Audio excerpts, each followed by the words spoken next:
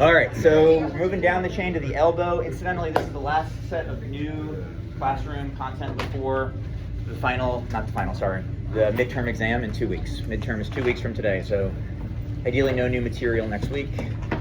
Just review. It's a lot. Covered a lot in the first 2 weeks. All right, so review of the bony anatomy of the elbow. We've got 3 primary joints here. Number 1 is the articulation between the humerus and the ulna. Number 2, the humerus and the radius. And number 3, the radius and the ulna. So going way back, we said a couple months ago that the forearm is connected. The radius and the ulna are connected to one another. But it's the ulna that connects the forearm to the humerus and the radius that connects the forearm to the wrist.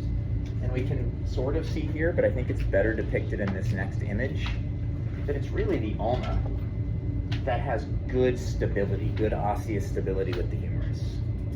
The ulna is what locks in there. If it was just the radius articulating with the humerus, it would fall out. Right? There's very little bony stability coming from the humerus and the radius.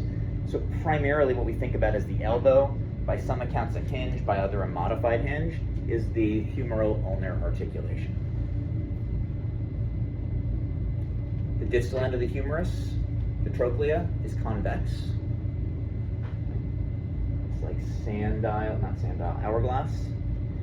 The distal end, medially, is the trochlea, it's convex. And it articulates with the proximal end of the ulna, which is concave. We see it here. Big concavity, which is the trochlear or semilunar notch. Super deep, super stable. Right, we don't see a whole lot of elbow dislocations.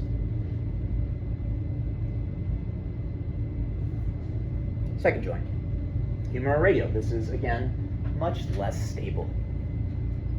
It's not really responsible for any of the stability at the elbow as compared to the humeral-ulnar. Medially at the distal humerus, we've got the trochlea. Laterally on the distal humerus, we have the capitulum, and it articulates with the head of the radius.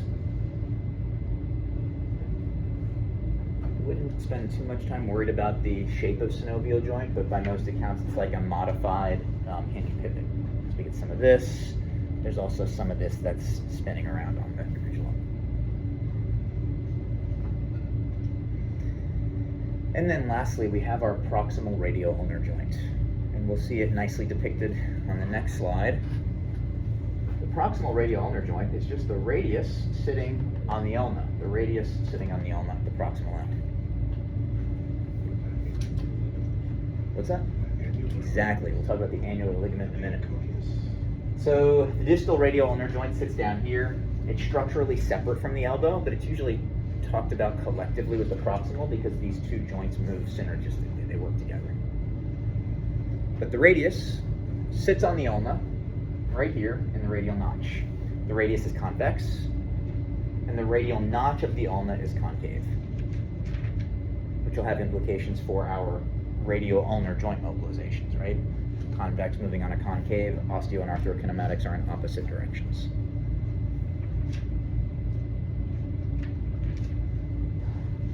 Three bones, 3 joints, and 3 ligaments. So the first major ligament is the medial collateral ligament. And we knew this part last term. Can I have your arm? It provides support medially and limits valgus stresses. We don't have a whole lot of isolated valgus stresses to the elbow, right? If you're walking around and somebody just comes in and strikes your arm from the outside, because your hand's not fixed in space, you're just going to have your whole arm wiggle around. So we don't usually see like an isolated valgus force to the elbow.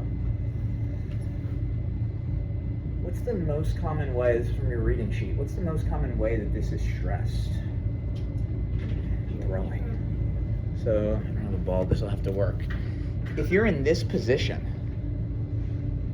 and you think about the forceful internal rotation, flexion, horizontal adduction that's going to occur to throw a ball, the humerus is going to be moving forward really rapidly before the forearm does. Or as we wind up, the forearm's going to move back before the humerus does. Either way, it imparts a really significant valgus force to the flexed elbow. Really significant valgus force to the flexed elbow. So overhead throwing is a big risk factor for MCL challenges. I heard you talking about this the other day. I think it kind of merits mentioning here. This is also a ligament that grapplers will go after. Can you just mention, or show us what the Americana looks like on him? And maybe walk us through it. So the Americana, you get wrist control right here. Imagine he's laying on his back on the ground. I'm in a side control position. With the Americana, you have the wrist pinned to the ground. With your right arm, you go underneath the arm. Oh, sorry. It's hard to do. You guys want to come up here? There we go. Okay, good. So your right arm is pinning the wrist to the ground. Your left arm goes underneath. And you connect with your own wrist, and then you can twist the arm back that way. If you were to Wait, can you hold him in the position without stressing it just for a second so we can see? Let the forearm come back, which stresses this right here. That's number one. We'll talk about number 2 in a minute. So you can feel that, right? Yeah, it's not super pleasant. Number 2. Number 2 would be the shoulder, right? That's the other passive restraint that technique would go after. But the Americana kind of mirrors that throwing position, which is why we see a whole lot of MCL injuries in particularly young baseball pitchers who have a lot of volume here but who aren't fully developed at the elbow. So if you're familiar with Tommy John ligament, the MCL of the elbow is the Tommy John. Tommy John surgery is a reconstruction or repair of the MCL. Incidentally, this will make more sense this time than it did last semester. Oftentimes, they'll harvest the palmaris longus to do that reconstruction because if you have it, you don't really need it. So they'll take that and they'll use that to rebuild part of the MCL. What's that? If you have it, what do they use? How do they fix it? I don't know what the second structure is in the algorithm. In the leg, we've got a few things they'll harvest. I don't know what else we use in the arm.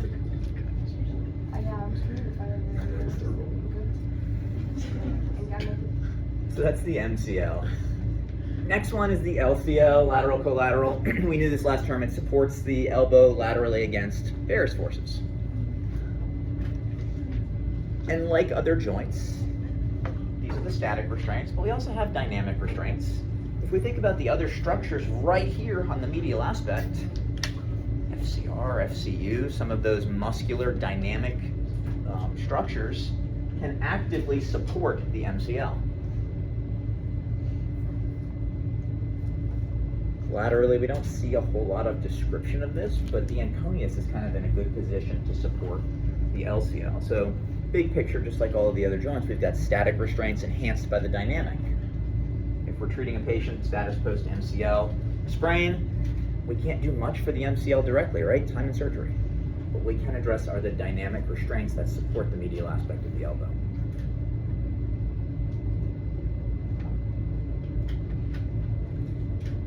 Third ligament, annular, it envelops the radial head. It goes from the radial notch to the radial notch and just envelops the radial head and allows it to spin or pivot within the radial notch of the ulna.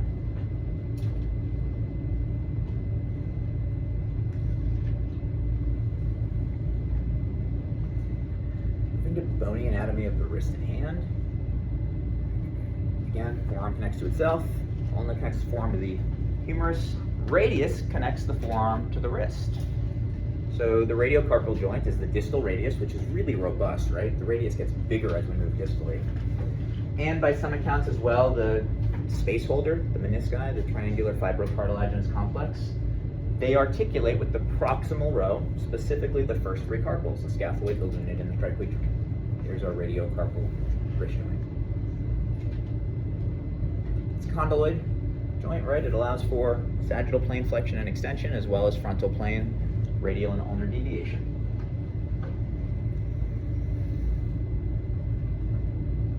The distal radius is concave. The proximal row of carpals is convex. So our joint mobilization kind of mirrors the glenohumeral joint. The osteo and arthrokinematics will be in opposite directions. More on arthrokinematics in a moment. all of the carpals do articulate with one another. These form plane joints. Remember, plane joints just have a little bit of non-angular but rather linear movement. And so we see a lot of that happening in the middle of the wrist. All right, but we don't usually function in the cardinal planes, right? We've covered this at many joints. We usually function in this dart thrower's motion with our activities of daily living.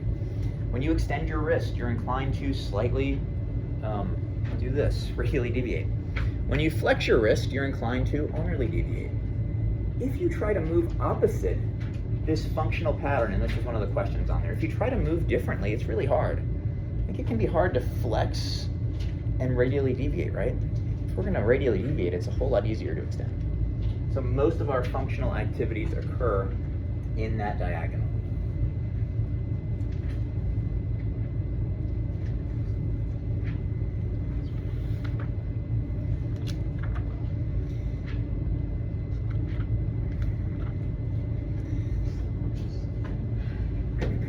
We're going to spend some time on length tension and gripper muscles because looking at today's quiz, I think we're not all exactly in the same spot. So the second sentence of the wrist and hand chapter says this: the wrist functions to control the length tension relationship of the multi-articular muscles of the hand. What do they mean by multi-articular? We change that too.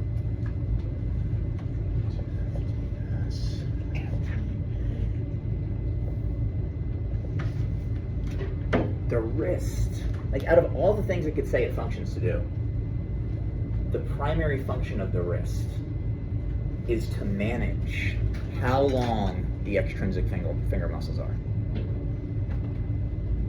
To make the flexors stronger here, to make the extensors stronger here. The function of the wrist is to manage the length tension relationships. Second sentence of the chapter. Like that's profound. You think so, right? It's kind of like the scapulohumeral articulation. In the way that the scapulohumeral articulation, like in the same way that it's, it maintains the muscle length tension. Yeah, like the same upward rotation of the scapula. One of the primary functions is to maintain length tension relationships. Part of the function of the wrist is to maintain that. If you had a fused wrist, you could do some stuff with your fingers, but your grip wouldn't be as powerful, right? You'd have far less fine control of the multi-articular, in other words, the extrinsic finger muscles. The muscles that originate in the up here region, the distal humerus or the forearm, but act primarily at the fingers. The function of the wrist is to allow us to manage the length tension relationship of those. This is beautifully said, so I'm just going to read it. The position of the wrist controls the length of the extrinsic muscles of the digits. As the fingers or thumb flex,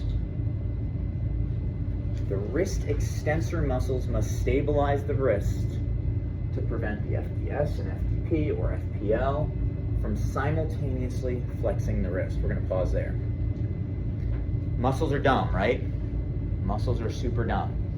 FDS, FDP, FPL, when they contract, they flex the fingers, they flex the MCPs, they flex the wrist, and FDS will flex the elbow. Muscles are dumb. If we just had FDS, FDP, and FPL, every time you went to make a fist, this is what would happen. It's not really useful. Every time we went to make a fist, we'd get this. They would do all of their functions. So this is as the fingers of the thumb flex, it's the wrist extensor muscles that act to stabilize. The wrist extensors are the ones that prevent all of those finger muscles from flexing the wrist. So I want to work through our gripper muscles again. Again, I think this is not fully clear. The gripper muscles.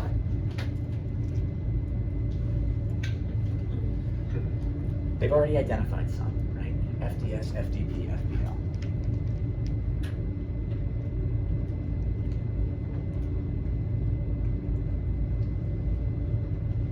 Those flex the digits. But also, we don't want to flex the digits here. We need to flex the digits in a way that helps them maintain a good length tension relationship. So the next group of muscles to contract are the wrist extensor muscles. Specifically, the ones that just act at the wrist. There were a number of people today who included in the grippers the wrist flexors. They are not correct, because if the wrist flexors were to act, they would assist FDS, FDP. They would hold us in this position. We don't want the wrist flexors to hold us here. We want the wrist extensors to get us out of here. Yes, ma'am. Can you say that one more time? Yes. Because I did put that as my same notes as FDS, FDP. Yeah. Yeah. So FDS, FDP, FPL, these are stabilizers. These are necessary. But if you added, I'm going to put it in a different color because it's not true. If you added FCR, FCU, those muscles, they're wrist muscles, but they would hold us here, further weakening grip. What we would prefer to happen for a powerful grip is not to flex the wrist, but rather to hold the wrist in extension. For these extensors to stabilize to prevent flexion of the wrist. So you need both of them. You need the finger flexors and the wrist extensors to neutralize the finger flexors at the wrist. You need the wrist extensors to neutralize the finger flexors at the wrist. And this is a linear relationship. As the grip becomes stronger, in other words, as these muscles contract harder, synchronous wrist extension lengthens the extrinsic flexor tendons across the wrist. As these contract harder, these will contract harder to manage the wrist position, to maintain a more favorable length of FDS and FDP. It keeps us here. But when we're talking about grip, we need the finger flexors and the wrist extensors.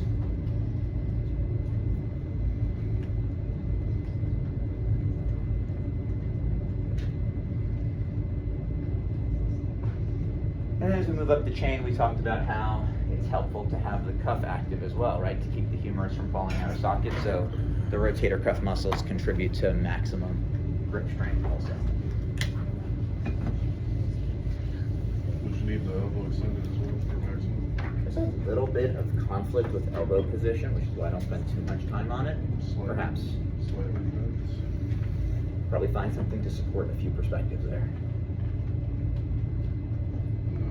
What you don't want is end range flexion. No, that would be But shy of that, again, you'll probably find some support for various different elbow positions. We measure grip strength in a few standard ways, here, but the elbow matters far less than the wrist. Because the side of FDS, nothing crosses the elbow. Maximum grip strength, this was another question on the reading worksheet, is slight extension, but also slight ulnar deviation. So if you think about it, we've got 20 degrees of radial, 30 degrees of ulnar. Put it right in the middle, like 5 degrees of ulnar deviation is going to give us the maximum grip force. Extension and ulnar deviation.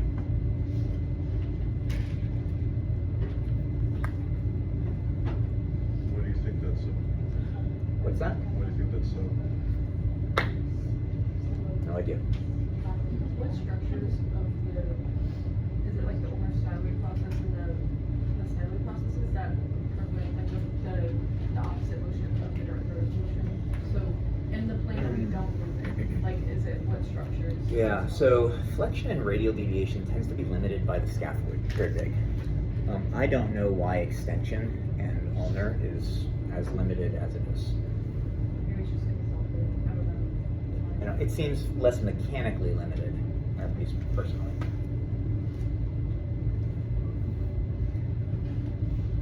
All right, so all of the arthrokinematics of these joints.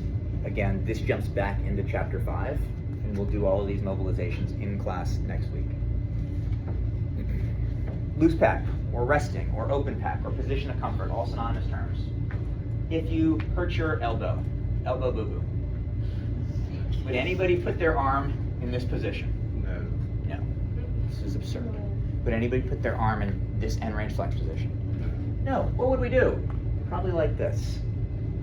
You'd put it on a pillow with some flexion, maybe it's 60, maybe it's 80, I don't know, 70 degrees, and a little bit of supination. We'd rest it something like this. So in general, this is going to be the position we mobilize the elbow from, the loose pack position. I mentioned this earlier, it's the convex trochlea, distal end of the humerus, that articulates with the concave ulna. Concavity of the ulna, convexity of the humerus. Concave, convex.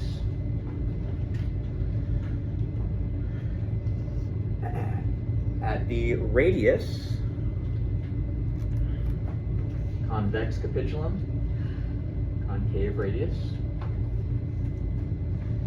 And at the radio-ulnar joint, this is a little bit harder to visualize here. But at the radio-ulnar joint, oh, here we go, this is good. The radius is convex, that's not a great picture, and the radial notch of the ulna is concave. And all that's depicted here. Okay, so as we're talking about the humeral-ulnar joint. Again, humeral-ulnar, what we think about is the elbow, the modified hinge. Because the trochlea, or the semilunar notch, trochlea or semilunar notch is concave, the osteo and arthrokinematics occur in the same direction. This is opposite what we see in the shoulder. This is more like what we see at the open kinetic knee. Right? The distal end of the humerus is convex, proximal ulna is concave, concavity moves within a convexity just like the tibia. The osteo and arthrokinematic motions are in the same direction.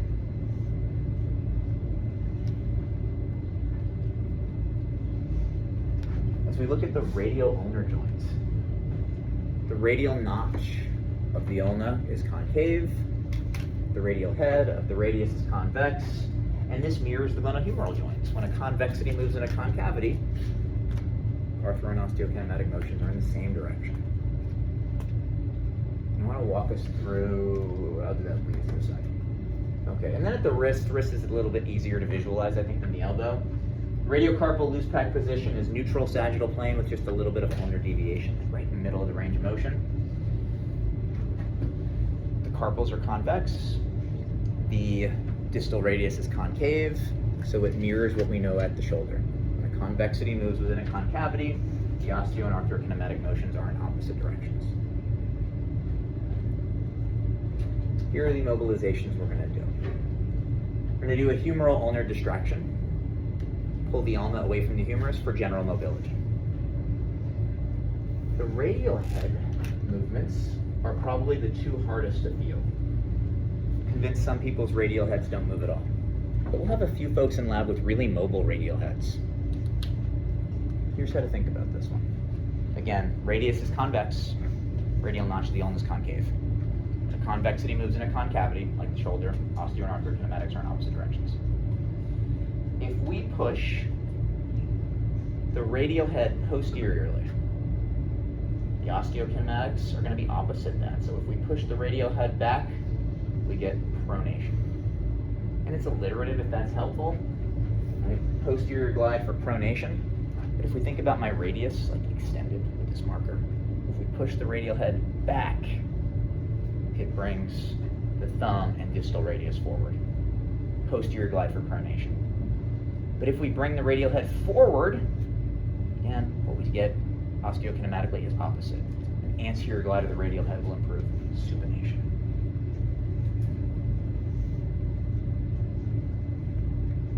Conceptually, nobody's there, right? It's okay.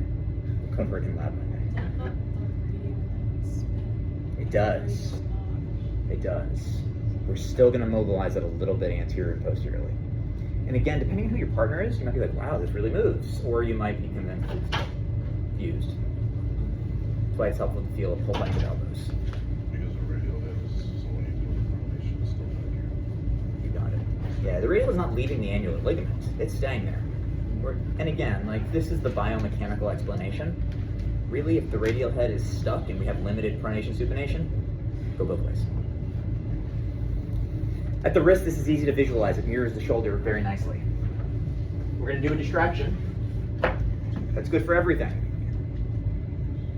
We're going to do an anterior glide to improve extension, right? If I mobilize the carpals anteriorly, I'll improve extension. And we'll do a posterior dorsal glide to improve flexion. Hopefully that's a little easier to appreciate.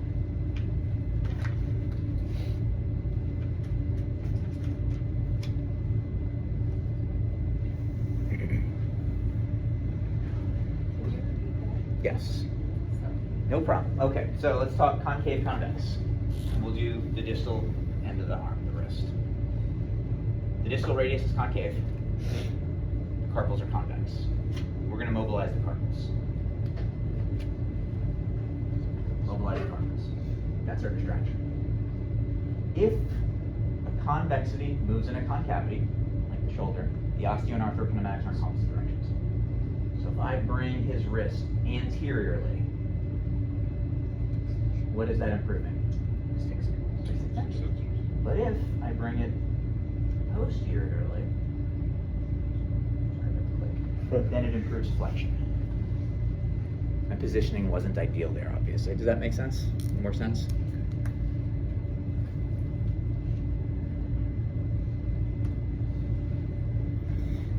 You'll see on the left that various nerve root irritations can refer pain into the lateral, medial elbow, or the hand. It's not super specific. Like this is a whole lot of nerve roots that can irritate the hand.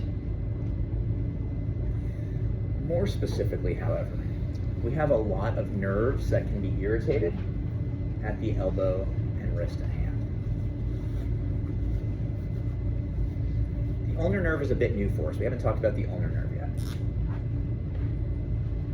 Ulnar nerve emerges from what nerve roots?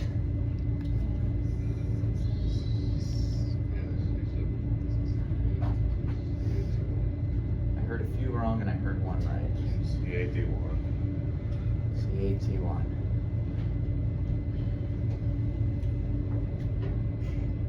CAT1 blend together to form the inferior trunk, which finishes distally as the ulnar nerve. I think everybody was done with brachial plexus in their head going down to Hope so, yeah. Yeah. You get all the way down here to find it, right? 100% agree. All right, so the ulnar nerve emerges from down here. Incidentally, we'll cover this down the road, but if you have an injury here, it's frequently because you landed on an outstretched arm like that, or this is always the classic mechanism described. If you fall out of a tree and grab for a branch and it hyper abducts your arm, it overstretches those nerve roots or the inferior trunk, and it can lead to injury down there at the bottom part of the plexus, an inferior plexus injury. That's to come now. Talking about the ulnar nerve, it emerges superficially right about here. Right behind the medial epicondyle in the cubital tunnel. And then it's going to get sandwiched, right? It's going to pass between the two heads of the flexor carpi ulnaris and get protected between the flexor carpi ulnaris and the flexor digitorum profundus as it travels down the arm. It's really well protected there. So it's very superficial here, very well protected, and then it becomes superficial again right there.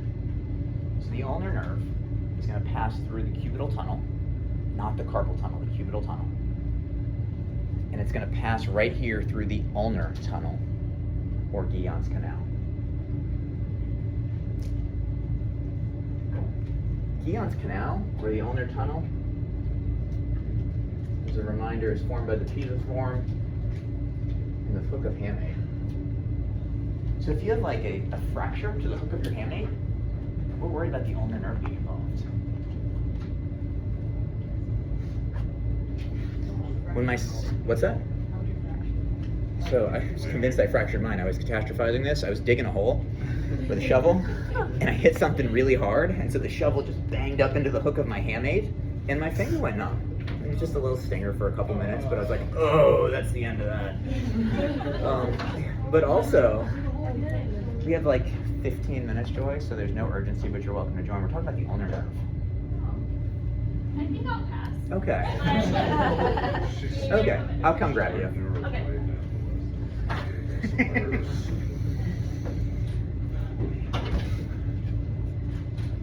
Yes, ma'am. I know we haven't got the median, doesn't it pass it? Let me talk about the median next. Okay. I'm almost done with the ulnar, because we're going to stretch our ulnar and feel it.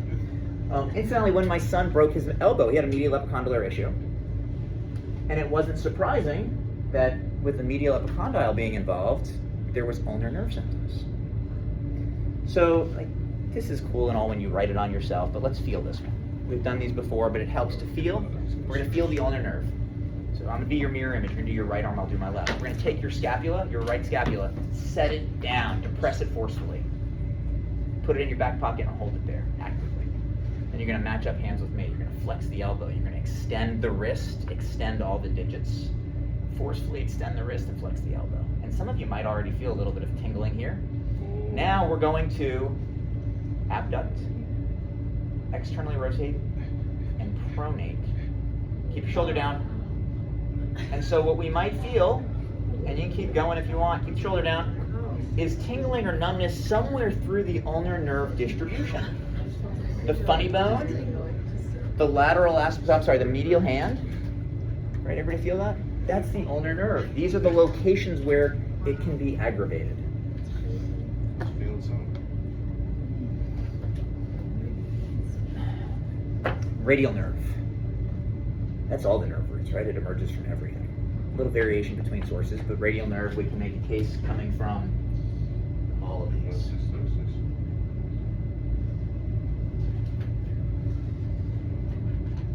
Radial nerve. And the language here is so arduous in the book. I'm not even going to say that word. All of these structures. What's that? Frauds. Frout. Okay. It's missing. It's missing the dots because I don't know how to do that. Me either. So how do you say this whole structure? The arcade of Frauds. There we go. For anybody who's not comfortable or fluent in German, apparently, this is a lot. Here is where the radial nerve emerges. Right there. Like the supinator ECRB region. So the radial nerve, subject to irritation in the axilla, right through compression, down mid-shaft of the humerus, and then it emerges right here. And it's going to be distributed into the hand. So let's stretch the radial nerve and feel it, and you should feel something in this region. Same thing as before. Your mirror image, right arm. Set it and forget it. Lock it down in depression, then take your thumb, tuck it in your fist. Now we're going to flex the wrist, keep the scapula down, extend the elbow, medially rotating and pronating, keep the scapula down, and then abduct. Flex the wrist, and then some of us probably felt it either posterior forearm or the back of the hand. Because where's the radial nerve located? Down the back of the arm. My fingers I got a stuck. cramp. I got a cramp right here. My finger got stuck. That was honestly kind of scary. I was really like I couldn't. I was like, what? I was like, I'll touch your pimple and stuff. So there's our radial. So if you have an injury in this region, or once again in the axilla or to the humeral shaft, the radial nerve might be affected. Here's what happens when the radial nerve is affected, right? Look at this. I didn't mention this a moment ago, but when the ulnar nerve is affected, you get a claw hand deformity. We'll talk about a claw hand down the road. It's not a very useful hand. You lose all of your interossei, you lose 2 of your lumbricals, fine motor skills are wiped out. What's that? This is claw. I can't hyperextend my digits there, but that's claw. Ulnar, yeah. We'll cover these in more detail. So the index and middle finger are a little bent, but 4th and 5th are really bent and hyperextended. We'll walk through the anatomy of that. But that's the presentation you see with an ulnar nerve laceration or palsy. Median nerve, again, comes from all the nerve roots, C5 to T1. We didn't really address the median nerve as being affected at the shoulder, but the median nerve becomes superficial right in here. We've already addressed how it runs right at the floor of the cubital fossa, right? Ulnar nerve is the cubital tunnel, but median nerve is the cubital fossa. And then it just runs down into the wrist and hand, passing through the carpal tunnel. A common entrapment site of the median nerve as it travels is between the 2 heads of the pronator teres. remember the brachial plexus and the scalenes? The scalenes are really hyperactive. The plexus can be irritated. If the pronator teres is excessively used, excessively well developed, it can compress the median nerve.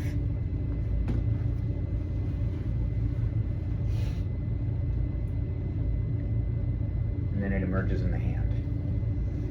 There's a few different things we see with median nerve lacerations. One of them is an apersimian hand deformity. One of them is a Bishop sign. We will talk more about those in a couple of weeks. But that's how the median nerve gets down there. So median comes straight down the anterior surface, ulnar down the ulnar side, and radial down the posterior side.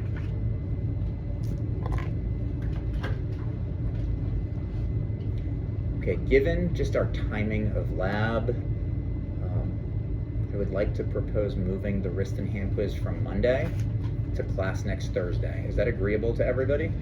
Okay. Good. So the first hour will be review.